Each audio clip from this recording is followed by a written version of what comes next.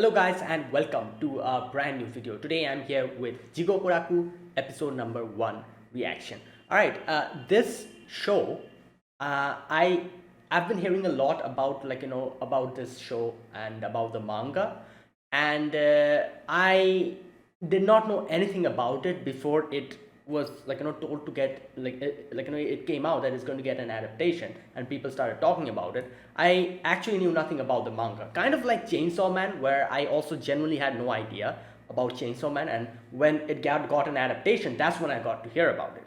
So I'm really curious about how this is going to go, and obviously a lot of people has said a lot of good things about it. I've been hearing it all over the internet, and who have a lot of people, most of the people have sung praises of this manga. So I'm really looking forward to this.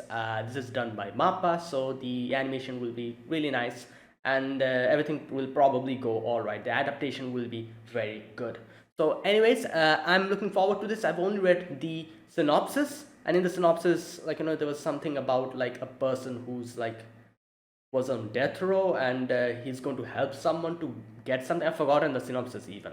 Anyways, let's see what this is about, and let's see if it is as good as people say it is. And yeah, let us begin. This is the one of the animes from spring 2023, weekly animes, and yeah, I'm looking forward to this. All right, let us begin. So as usual, the timer and the subtitles will be given here, obviously because of YouTube copyright. Link the original video to the timer, and yeah, play it alongside my reaction. So let's get started. I'll be putting the subtitles and the timer here. Sync it to whichever is your preference, and let's begin. All right, here's the countdown. 3, 2, 1, go. Oh, all right, let's see.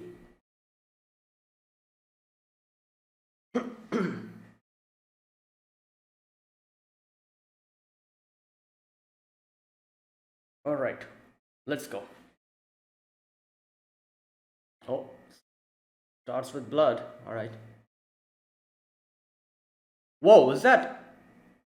Were those heads? Yeah, decapitated heads.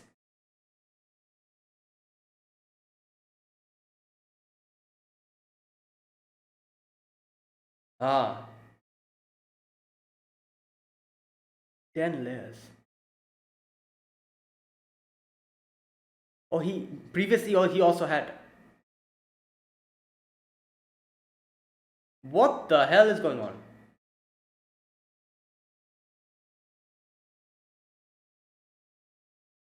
Oh my god. Oh, is that why he has this like mark? So people have tried before as well.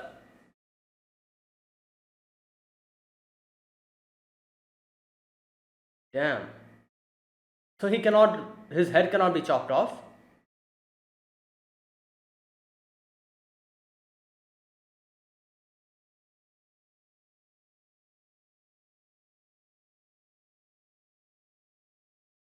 Damn.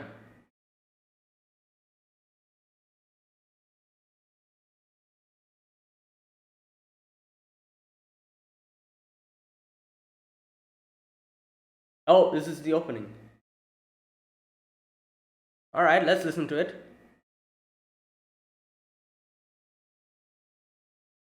Ooh, damn, the visuals are crazy. Alright. Oh my god, this is beautiful.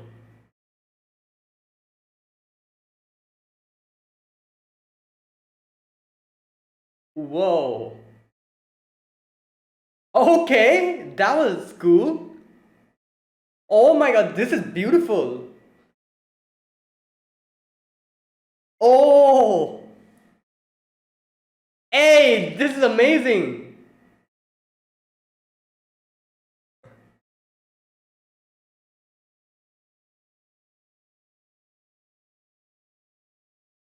Oh,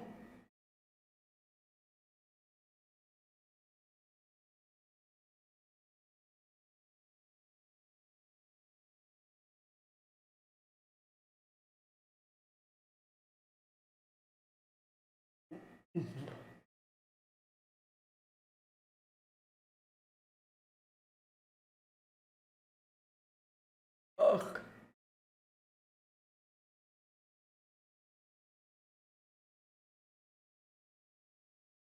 Damn. This. Okay, that was amazing. Kabimaru. Oh, he's a ninja.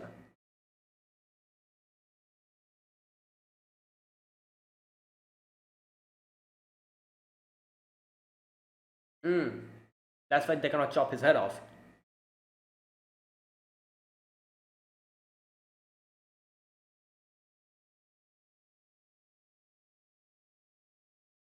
Damn.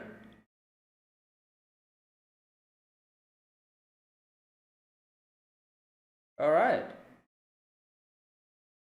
Personal interest. Oh my god. Okay, this should be painful because if he doesn't die,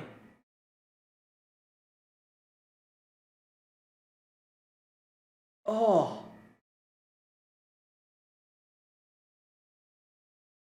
oh my god.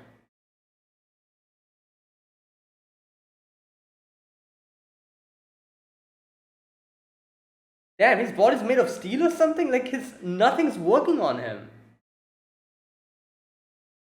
Okay, I wonder how he's going to react by being burned. Like, obviously, does he feel pain? So he doesn't even feel pain. Oh my god.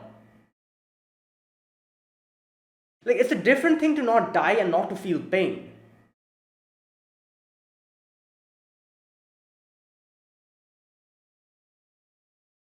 She's so casual about this.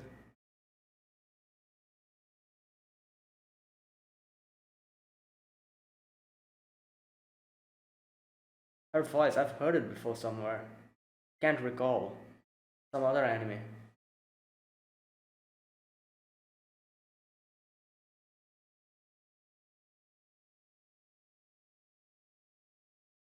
They were killed by the village chief. Damn. Oh my god.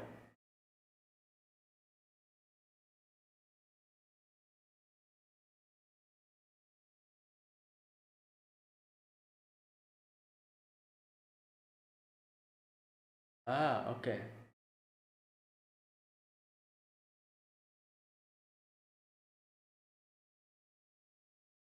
Okay, okay, I see.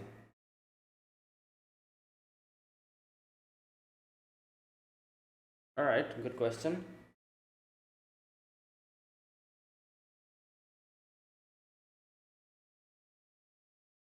Oh my god!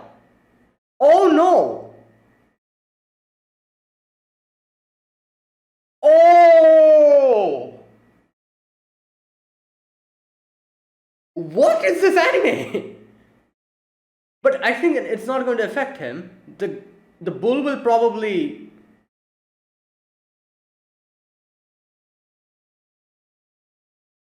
Yeah, like I said, the bull will probably.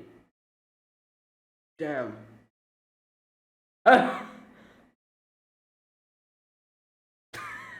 This guy.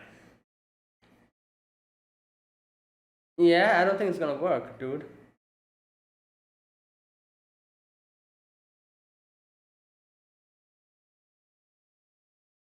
Yeah, he did do that. He kind of stopped his.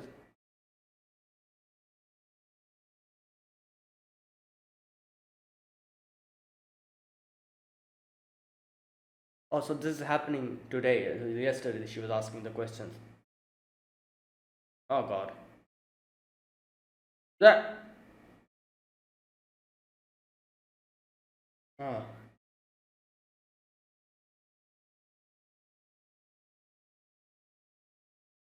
Married his daughter. Chief's recognition. Oh, the chief's daughter. Uh,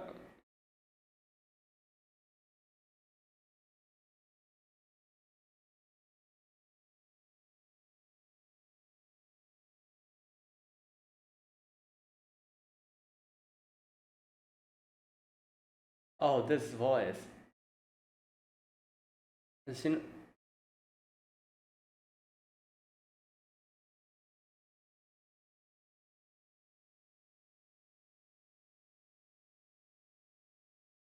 Is that why he tried to run away?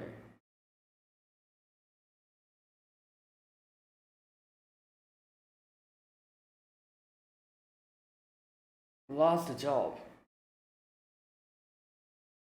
Oh, so they. Okay, they set them up like that.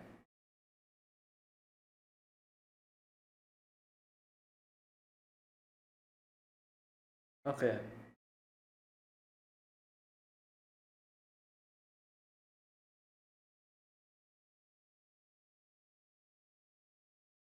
Huh.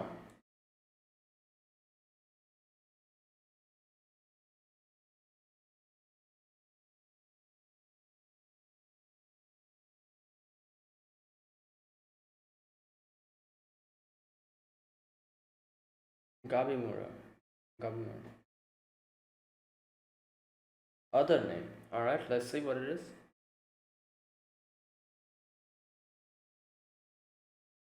Hollow. Oh boy. Damn.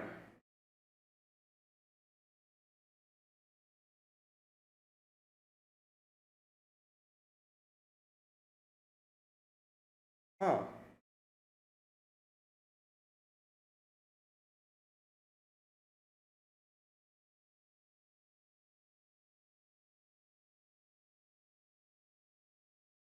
Oh, yeah, true. He was trying to resist them arresting him, at least.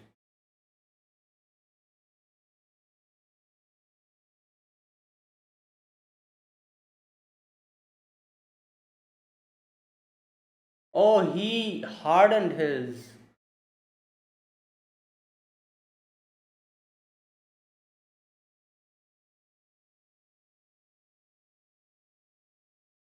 So he was deliberately trying to. Okay. Oh my god. Boiling.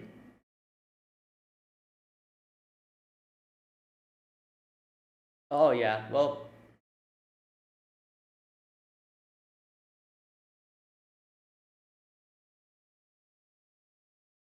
damn. Oh my god. Yo.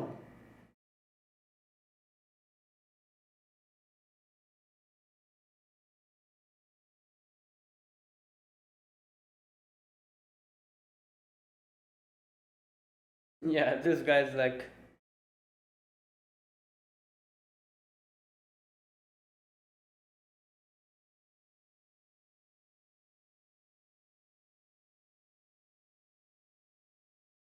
Okay, what?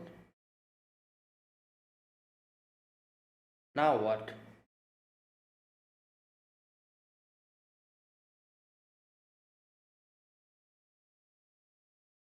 Yeah. He's quite happy about this. Oh boy. I feel like if they seal him away or something, that'll be like. What the? What's going on here?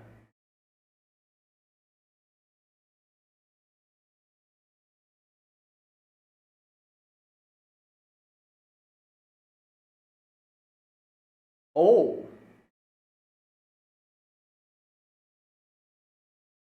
Asaemon. Yamada Asaemon Sagiri.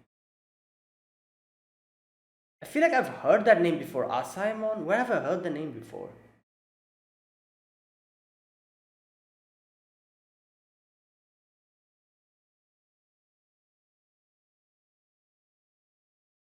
So Test is an executioner.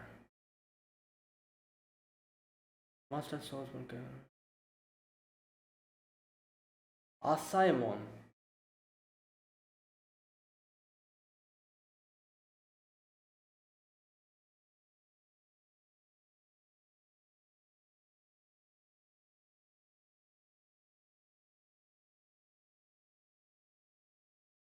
Oh boy, he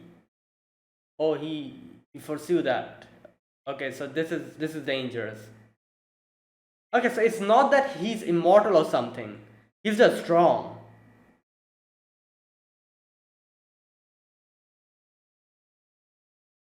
Damn. Yep, he's resisting.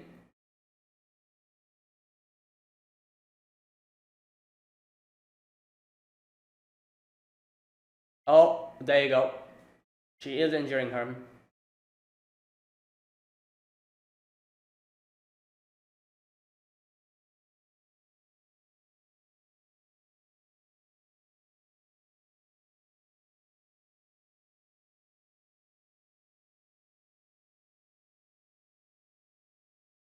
What's the true nature? Is it? Hmm.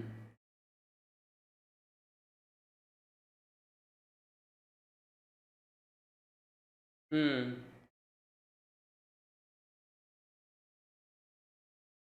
Yep, he doesn't want to die.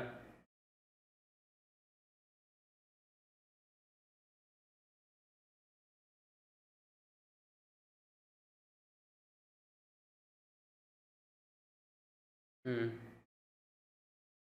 Ah, okay.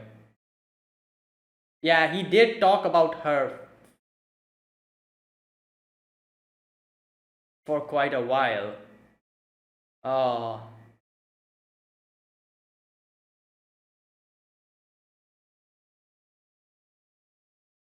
is this Sayori Hayami, voice actor?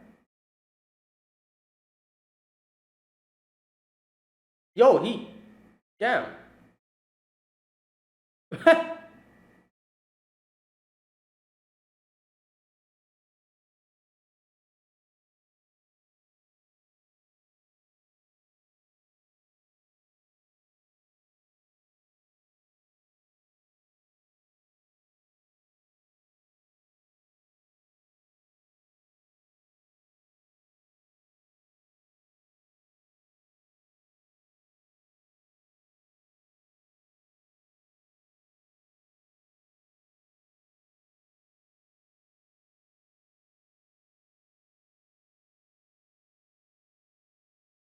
Oh.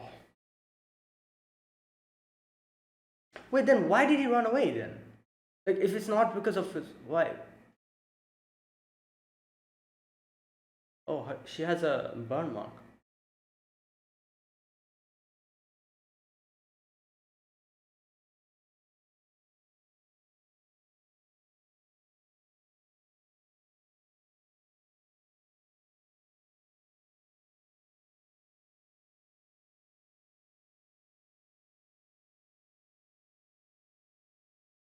Oh my god. Oh!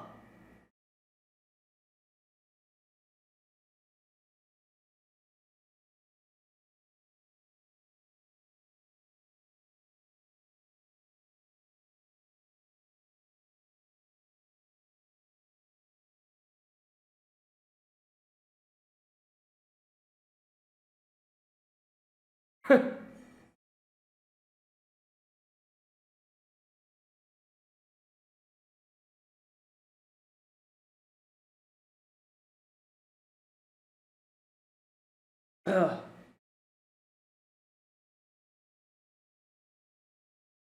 Damn.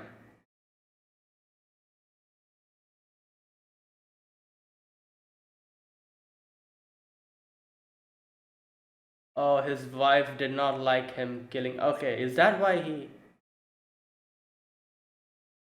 Ah, I see.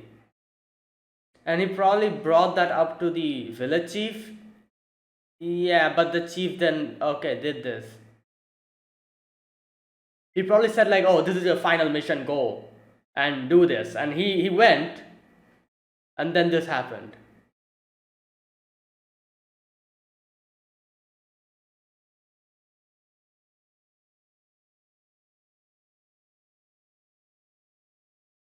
Okay. Oh, yeah, I read this in the summary. She, like, tells him to dismiss all charges. Oh, neither the magistrate's office nor. Oh, okay. And he has to do something for them.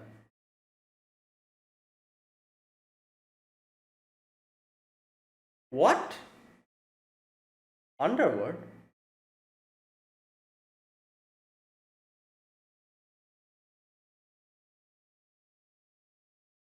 Land bring with fertile.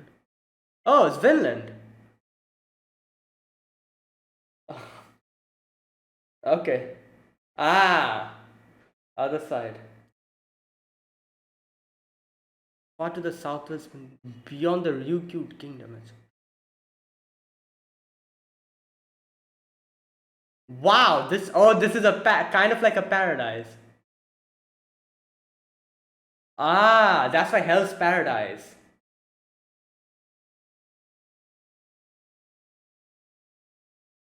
Oh, that's part.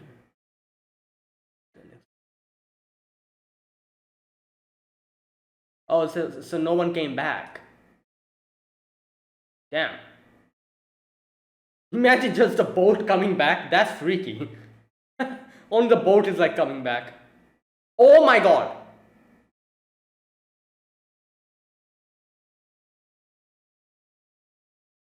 The dead bodies are probably in there. Oh no. Ah!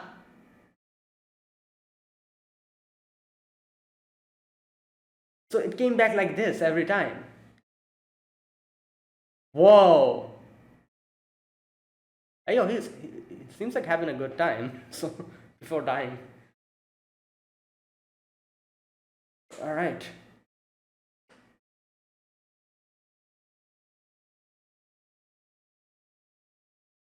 Human.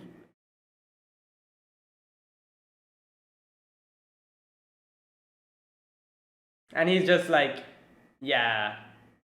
The Shogun probably. Hmm. Oh. Oh. Okay. Wait, so it's not necessarily he's going to get the pardon if someone else gets it before him.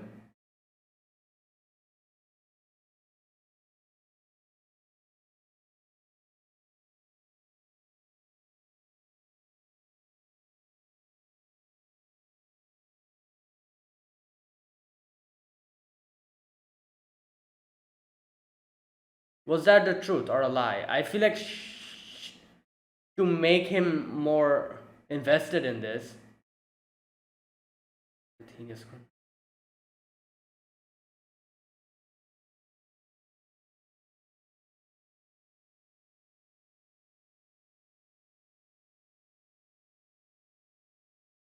Uh,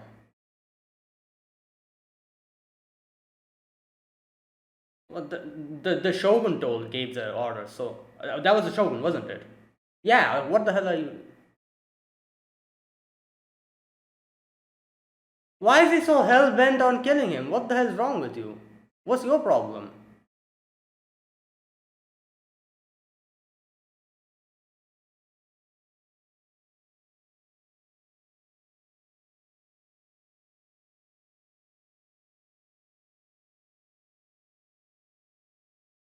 Oh, he's made his decision. Oh, we'll see some now. Oh. Whoa! Wait, he can burn himself?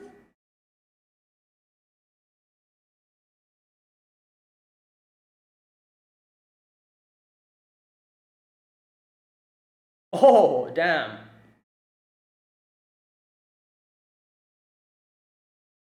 What happened to the magistrate? Where is he?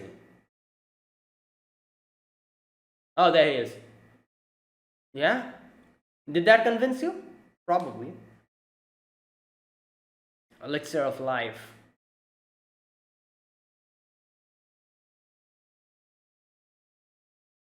Hmm. Edo. No, the other criminals, I think, they need to bring.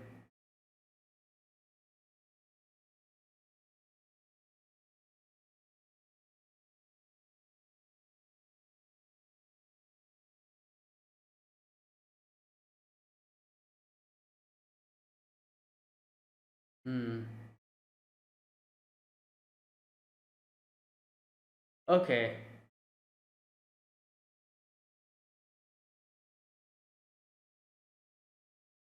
Alright, that was a good start. Let's listen to the ending.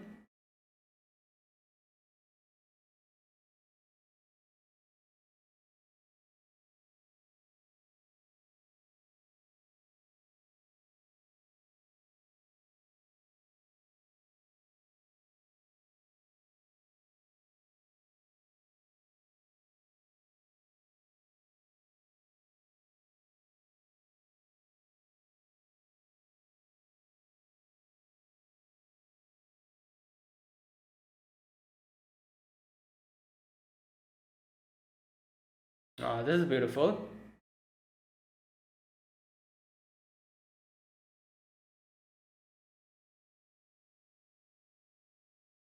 Wow, this is a very beautiful song.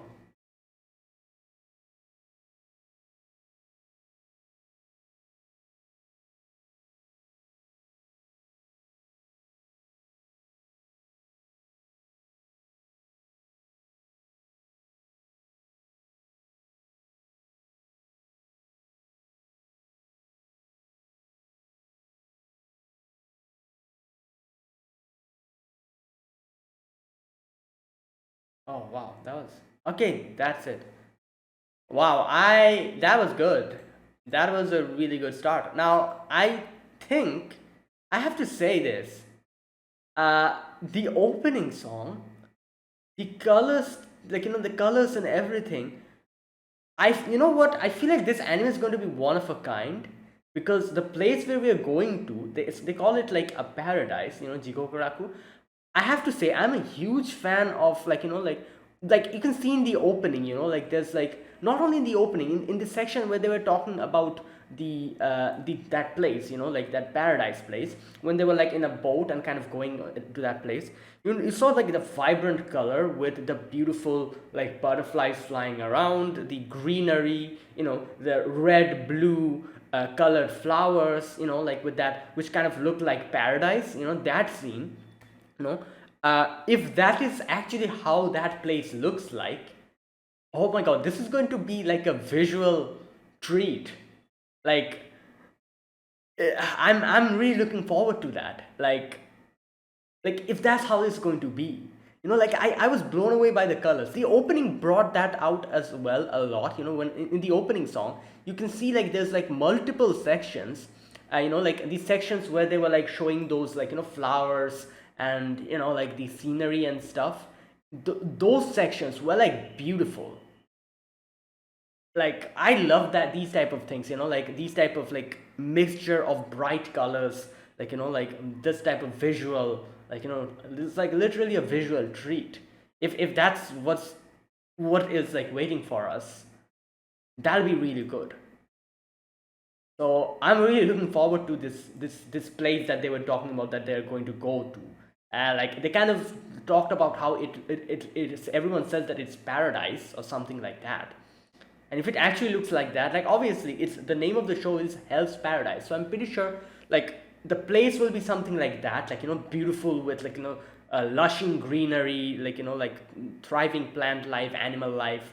But whatever's going to happen there is going to like some messed up stuff is going to happen in such a beautiful place. I guess that's why maybe this show is called Hell's Paradise, like something like that. Like the contrast between like these type of like thing, the darkness, the dark stuff, like gore, blood, these type of things, and the contrast between that and like a like a paradise like place where there's like flowers like like blooming, butterflies like flying, that type of thing.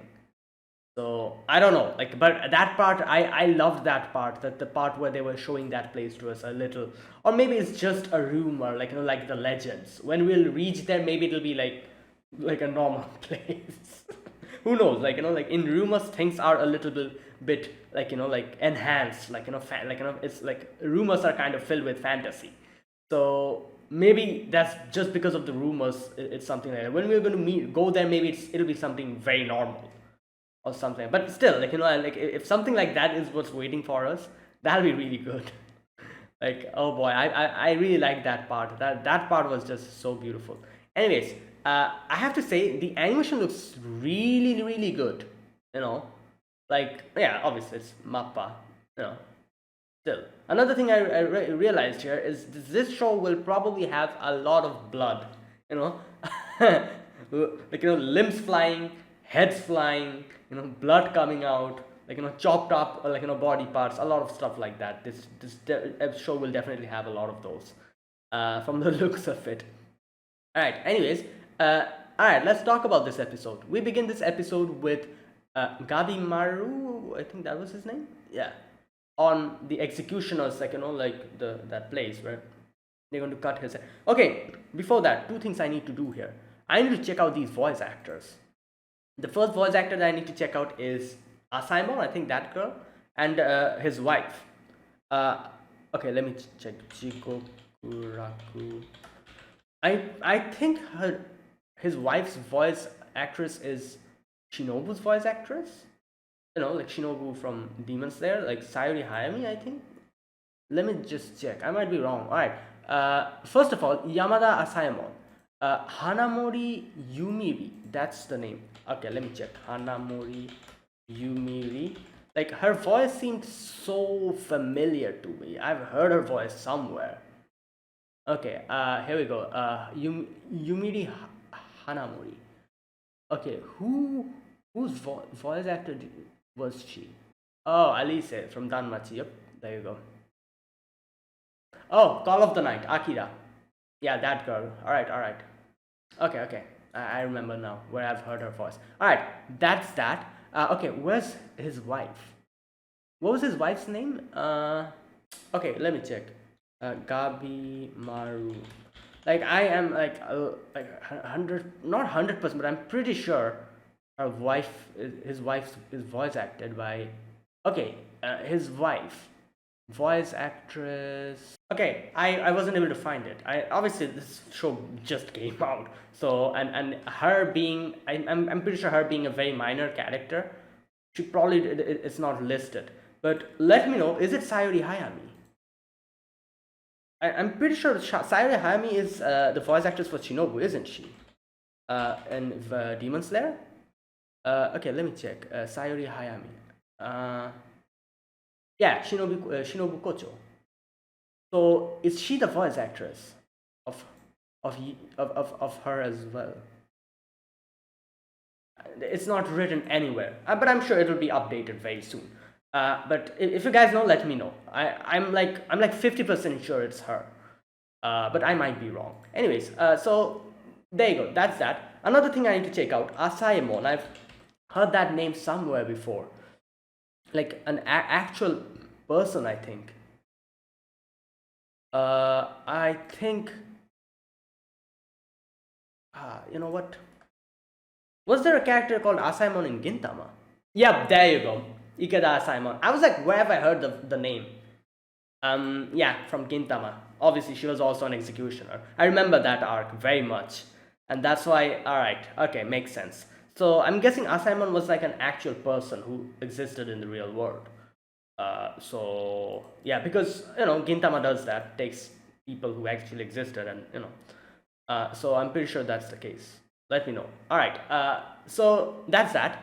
Now let's talk about this episode. So yeah, he is in the executioner's, like, you know, that place, and the executioner tries to chop off his head, and we can see the thing, the cut mark, you know, which was probably something he got from before when someone tried to chop off his head as well, and they weren't able to succeed. Now at first there was that one part where I was thinking, what's up with him? Is he immortal or something? You know. But later on, it's kind of confirmed. I think it's not that he's immortal. He is just strong. You know, he has like very strong body, and he's like trying not to, like, you know, like trying to resist. And he probably has like extreme physical resistance or something. You know, that's why, like, you know, fire or, like, you know, like physical like, you know, weapons are like not doing anything to him. But if like probably a very skilled person comes in, like Asaemon we see, she can kill him, you know, that type of thing. So it's not that he's immortal or something, he's just strong. That's what I was able to gather. That's why the first executioner, him being a normal executioner, wasn't able to do anything to him. You know, like he tries to cut, but it's not cutting, like, you know, it's just trying to, like, you know, hit it over and over again, and nothing's happening, and the whole sword just breaks off. So yeah, at this point they didn't show us, but later on we see what Gabimaru was actually doing is he was just strengthening his neck muscles so that it doesn't get to him. So at the beginning, I like how they did it. In the beginning, it seemed as if he really did not want to live, you know, and he's like, oh, why can't you kill me? But little by little, as the episode goes on, we get to know that he actually wants to go back. That's why he's resisting, and that's the whole thing, you know, like in the beginning. It seemed as if he himself was not really happy with his life, and he would have, like, he would be happy to give his life away or something. But no, that's not the case, as we get to know later on. Either way, so we can see that he has been charged, obviously, like, because he has killed a lot of people. That's why this magistrate, he's trying to, like, execute him, get him executed. And that is why he's very, like, very concerned. He's like, oh no, if I'm not able to kill him, like, my own position will be in jeopardy. And he's like freaking out and everything. However, later on we see Asaemon come in, and her, like, asking Gabimaru a lot of questions. And like, he's answering them in the prison. His hands are tied. And yeah, so Asaemon asks him a lot of questions, talks about, he's from Iwagakure. Obviously, Iwagakure is, I think the literal translation of Iwagakure is like village hidden in the mist or something like that, I think. And obviously, like, I've heard a lot of Iwagakure, obviously, in animes and stuff, like, like, it's like a village for ninjas or something like that, I guess. And him being a shinobi, he's from there. And he, like, yeah, Asaemon is writing down everything. She's asking him questions, and he's like answering it. Yeah, and he's like, oh, the sword that he used, and that guy who tried to kill me, like, from a normal sword and a person like that, I definitely wouldn't die. I didn't even have to use ninjutsu. And then we also get to see he was burned at the stake as well. Now, I kind of asked a question here. I was like, oh, so wait, is he, like, like, at that point I was like, oh, he's immortal or something.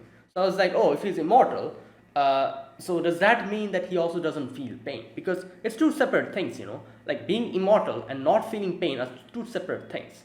If you're immortal and still feel pain, obviously burning him at the stake is, yeah, it's going to be like crazy. Like, he won't be able to die, but he's going to feel the pain of burning.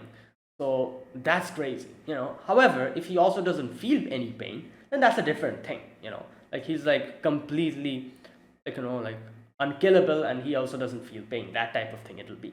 But by the end of it, as far as I could understand, like, yeah, it's not that he's immortal.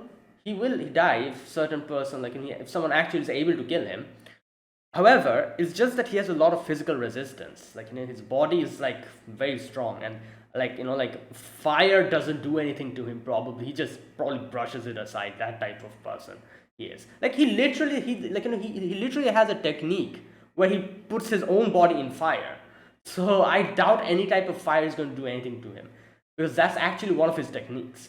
So yeah, there you go. So we see that scene, and like, we see that even fire couldn't do anything to him. So now they're just, like, keeping him over here, and Asaemon is asking him, asking him questions. All right, so she asks a few questions to him. She asks him about his parents, and he's like, oh, didn't know the chief killed them. Then asks about dreams, and he's like, oh, dreams, like, like, we don't have those. We just kill, as we're told. And yeah, all right. So after that, we also see the magistrate trying to kill him by bulls.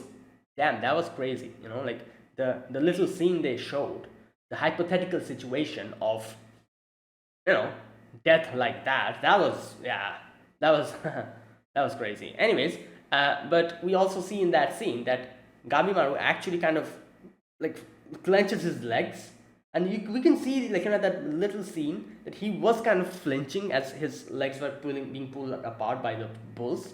So he was feeling pain over there. All he did was he just, like, like, strengthened his legs and just brought it together, and the bulls weren't able to do anything. So that's the whole thing. Like I said, it's not that he doesn't feel any pain or he doesn't die. He's just strong, and that's it. And Asaemon has caught that. Asaemon has caught that, and she asks, like, turns out that you don't want to die. You're resisting. If you wanted to be killed, you wouldn't resist. And like, in the previous night you told me that you don't want to live, but you're resisting. So what's up with that? And but the magistrate is getting like like angsty. He's like, oh, like like we need to kill him quickly, do that, like, and then stuff like I don't care about the record, just we need to kill him. uh Either way, after that,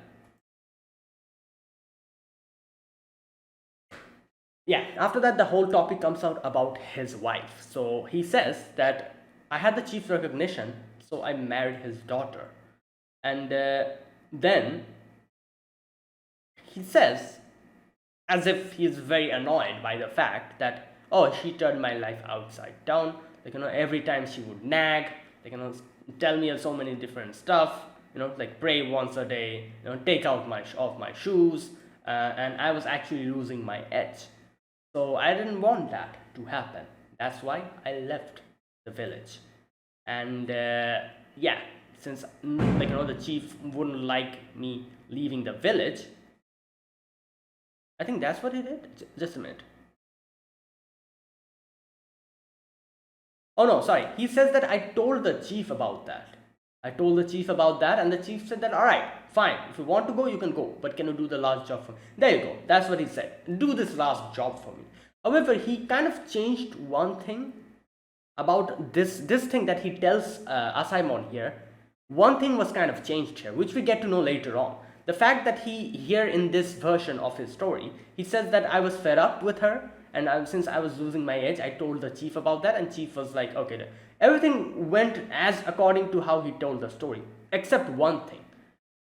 He didn't say that. I think later on he kind of explains that he said something like, oh, I wanted to leave with my wife.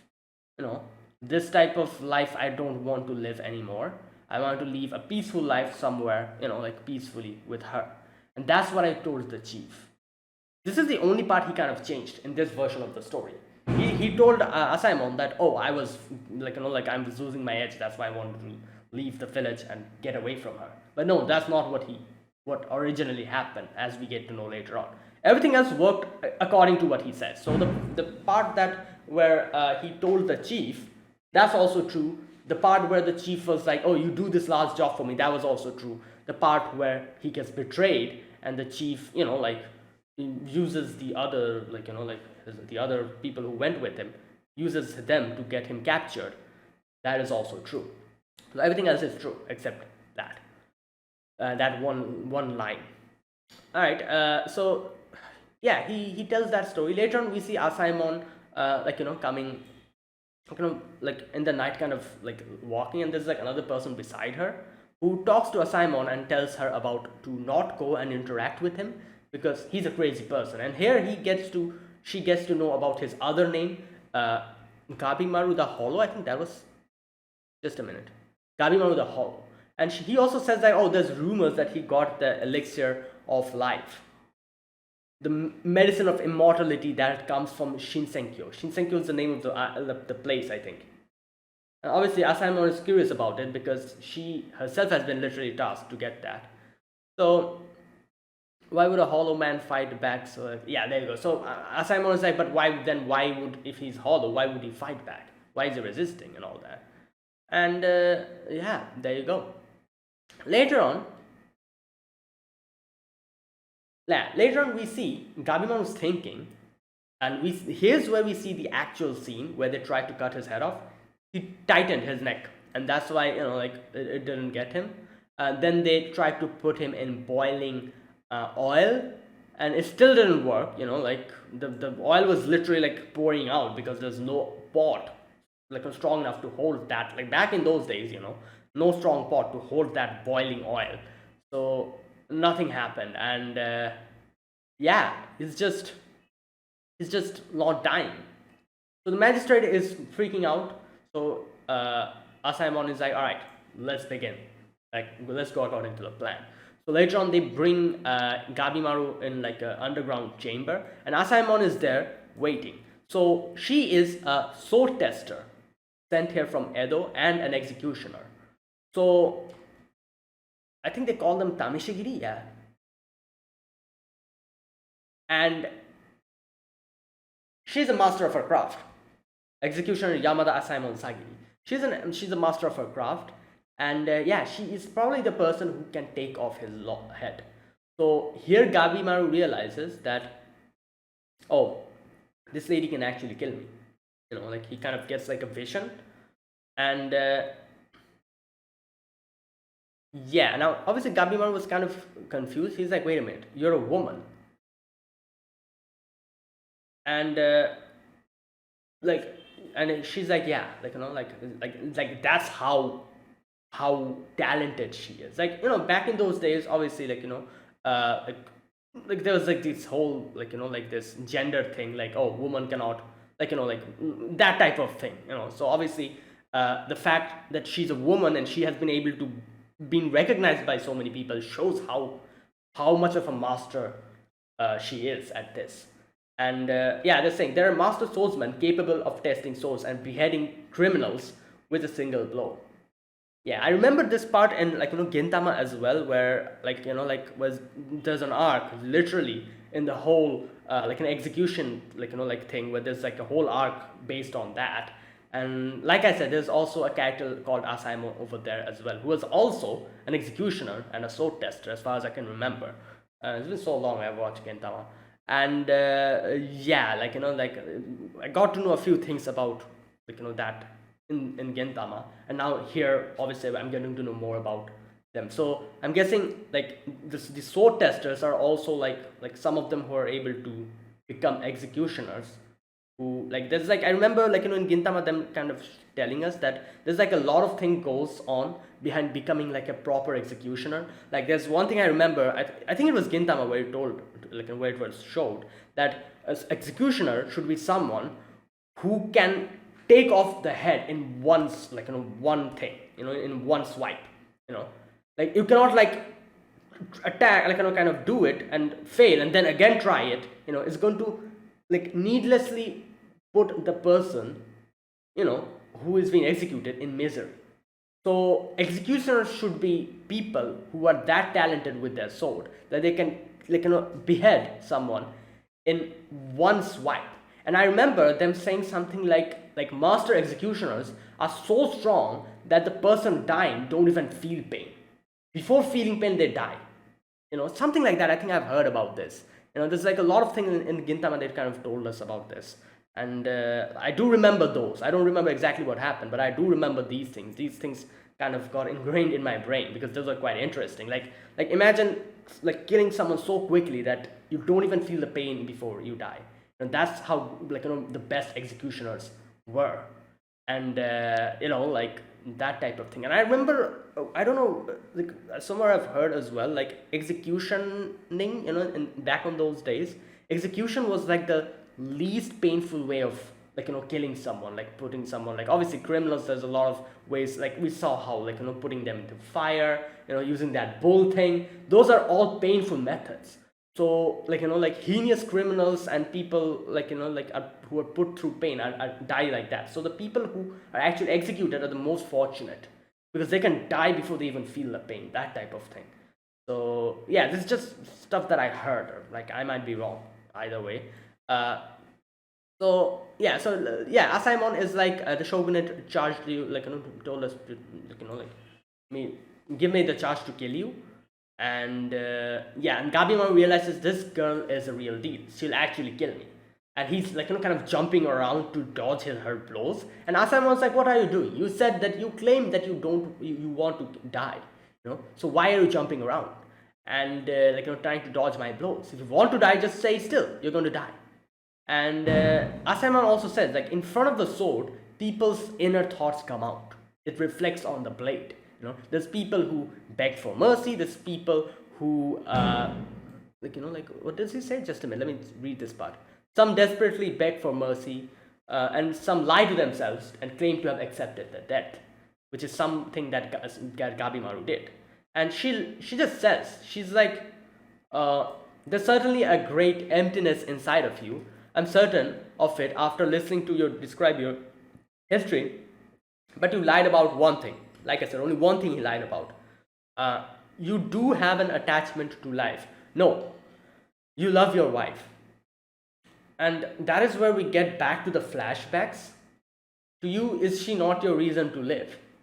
yeah, we go back to the flashbacks and we see the scene that we never saw before, right? And this time, like when his wife was like, "Oh, open your shoes," we see Gabiamaru smiling, you know, and like when telling him to like pray before eating, he's smiling and like doing as she's telling her to. So that part changed. So he was literally lying to himself. Even his flashbacks were like altered because he was lying to himself because he did not want to like make more trouble for her wife over there, because if he like like that type of thing, and that's why he was lying to himself. But obviously in his heart, you know his body did not want to die, and like was keeping him alive, because deep within his heart, his like like what he wanted was to go back to her. So even though he was able to lie to himself, even though the flashbacks were also altered, he could not lie deep to like to himself, and that is why his body was like resisting that type of thing. And now it like all comes out, and obviously like while saying all of this, Gabimaru gets angry. Gabimaru is like, you know nothing about the world I lived in. Like I'm a hollow. Like the only thing that I know is to kill people. And then we kind of go back to the flashback where we see his wife saying that, oh, you're not a hollow. Like she says something like, it's not that easy to make someone's heart change. Yeah, something like that she says. That's not true at all. You're kind. After all, you're the one who wasn't repulsed by this face.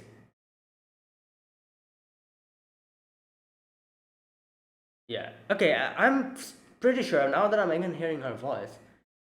Yeah, her voice actor must be Sayori Hayami. You know, same voice actress as as Shinobu from Demon Slayer. Like, correct me if I'm wrong. All right. All right. So then she also says like, you're the only one who accepted me, and we get to see why she has that burn mark. Her father did that to her so that she stopped living like she stops living like a woman. And she says like, like in this in this world, uh, uh, people like men become like soldiers, and women are just there to bear children. And that's why my father did that to me, to make me stop from living like an actual like human being. And yeah, so like from everything that we've heard, like this guy, this chief of Iwagakure, he seems like a character.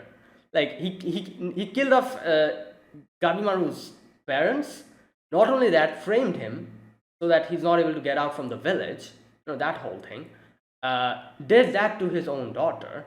It's like manipulating everyone and like making everyone like do as he wants to, like that type of thing. Like, damn, this guy seems like the final like boss or something of this show. Like ultimately, like we'll have to confront him, something like that. I don't know. Anyways, now, yeah, after that, like she says that, and she also like when Gabimaru was not listening, she kind of kisses him, and he starts blushing, and she's like, there you go, like like if you didn't have any feelings within you, you wouldn't act like this now. But again, we are back to the original time, and we see him fighting with Asaemon. And now here a question was kind of coming in my head. I'm like, then why did he leave? If that was actually not the reason, why did he leave the village then? And then it kind of literally answers me just after that, where we get to see a flashback where we see him like coming back after killing people, and he's like happy with his like because that's the way he has known how to live life, killing people. And so he's happy. He's like, oh, like got good money for this. And he sees that his wife is scared, obviously not scared of him, but scared that he might actually lose his life. It's not that he was scared, or like obviously she's part of the village, she knows what people do here. So obviously she's not scared of him, but I'm pretty sure she was scared of the fact that by doing this, a time might come where he actually dies in the hands of someone.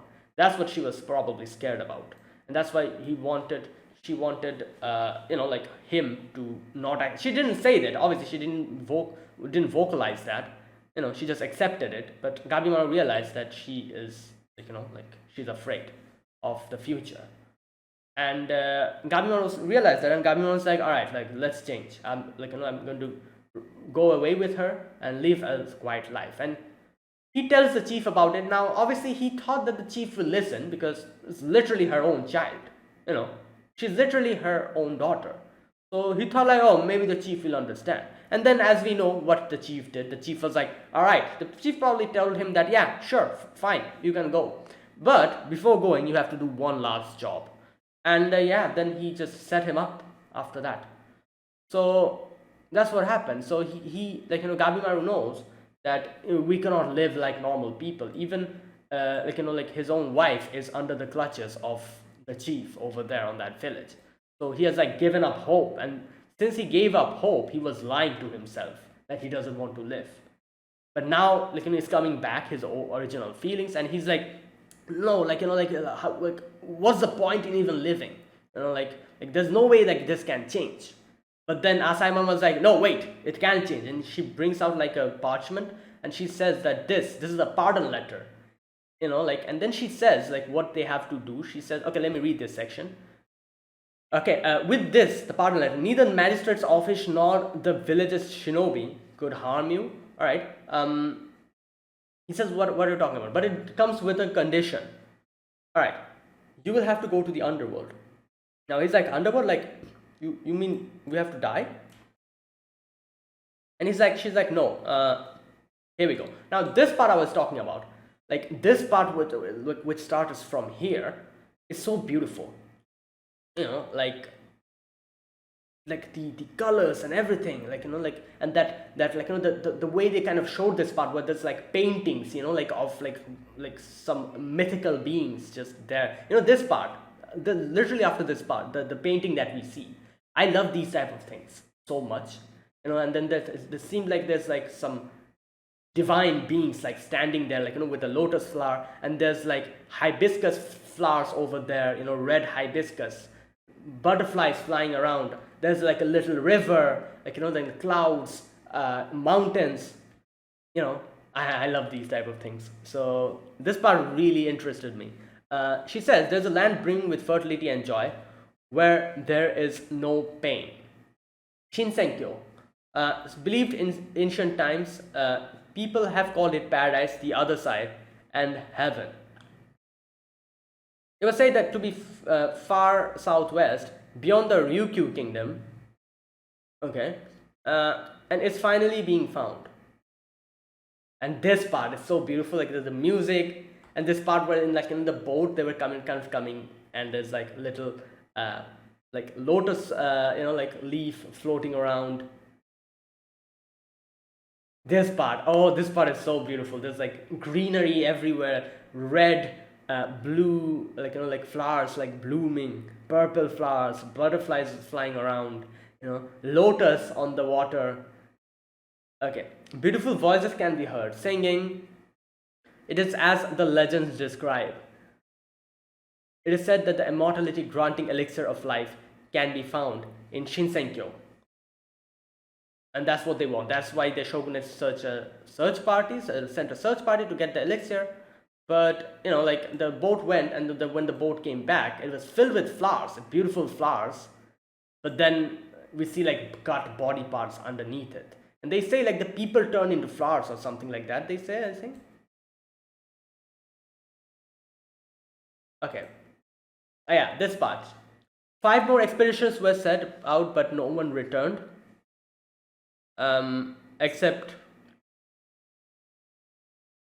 for the things they became. And we can see this one person who's dead, obviously, but he's laughing, and all from his body is like, the flowers are growing, that type of thing.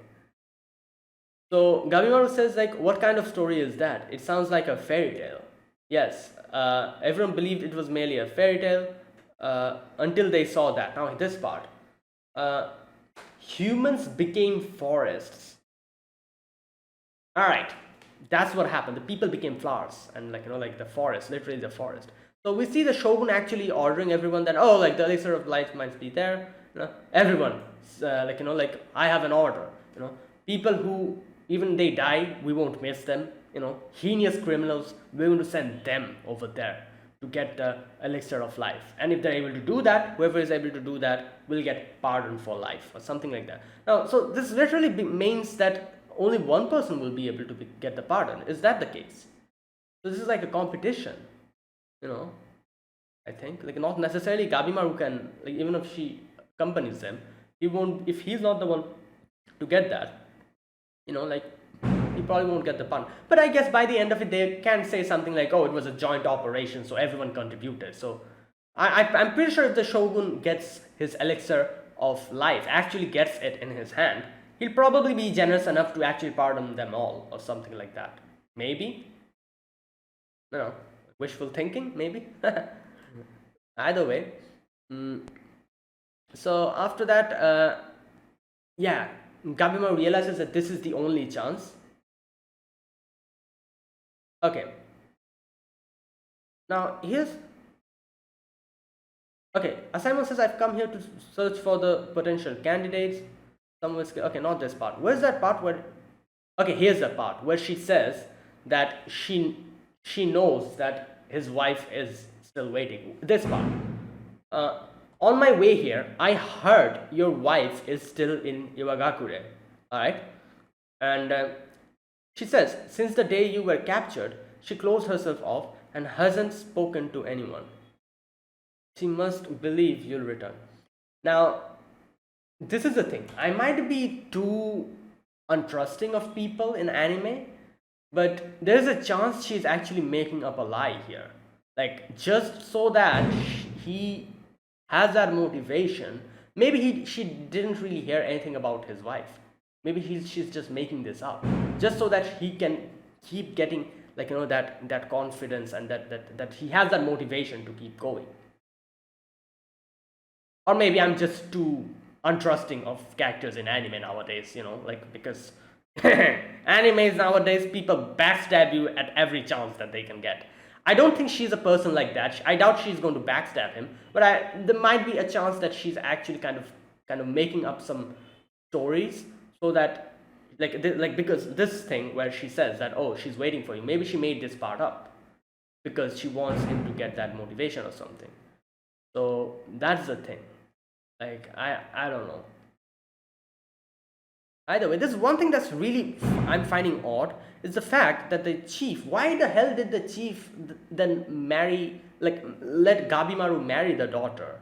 You know, if he's that type of a person who just doesn't, oh, probably, yeah, I think I understand why. Probably because, as Gabimaru said, I was the strongest. So, you know, that's probably why he told the daughter to marry him, because, you know, strongest people, you know, like, and, you know, like, the children that they'll have will probably be even stronger, that type of thing, you know, like. So I guess that I was thinking, why did he make his daughter marry him if he doesn't care about her or something? But no, I think that's literally the reason, because he's the strongest, that's why, you know. So yeah, anyways, so yeah, there you go. So like I said, I'm not exactly sure if this was a truth, if Asaemon actually went and got to know that she's waiting for him, or if this was something that she made up just so that Gabimaru could get a little motivation. And yeah, she says here, the only one you can, yeah, traveling to the mysterious island with heinous criminals condemned to death and competing with them is the only way you can be reunited with her. Will you risk that for a life with her, Gabimaru the Hollow? There you go. And yeah, that's the thing. And Gabimaru's like, all right, fine, sure, I'll do it, you know, for a peaceful life in the future. And this guy, the magistrate, is like, oh no, I cannot allow that. And Asaemon's like, what the hell are you even saying? The shogunate literally ordered it. Like, who the hell are you to say that? And he's like, no, like, you know, like, even if he dies here, like, you know, nobody will care. Like, you can get some other people. And he's like making a whole fuss about this. Like, is he that stupid? Like, what? Like, you're literally, like, you know, saying this in front of a person who has come in behalf of the shogun. Like, what the hell are you saying? Like, I don't know what he thought over here. He's acting completely crazy. And yeah, Gabimaru kind of showed him his ninjutsu over here. And the name of the ninjutsu was like his like his whole body becomes fire. And okay, all right, what's the name? Nimpo, aesthetic blaze.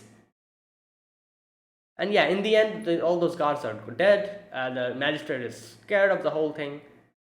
And there you go. So Asaemon says first we need to go to Edo, and he's like, why? Like like let's just go to the the island.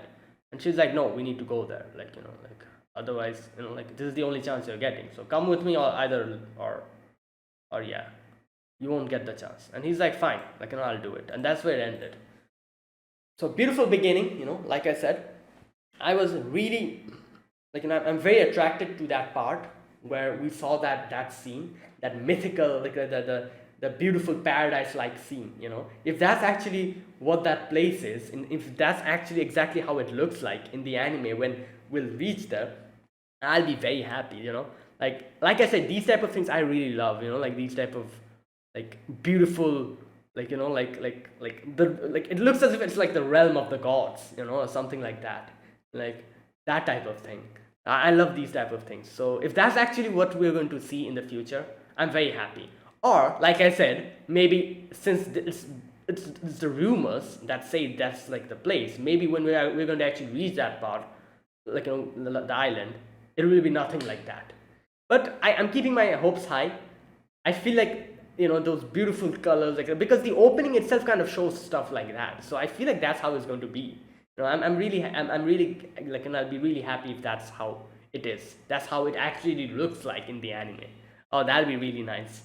Anyways, a great beginning, and yeah, let's see where this goes. So that's it, guys. Thanks for watching. This was my reaction to episode 1 of Jigokuraku, or Hell's Paradise. If you guys enjoyed this video, be sure to press the like button and subscribe if you're new to the channel or you haven't subscribed. Comment down below anything you want to say, anything you want to let me know. I'll check them out. So yeah, that is it. Thanks for watching, guys, and I'll see you guys next week with another episode of Jigokuraku. Until then, goodbye and have a nice day.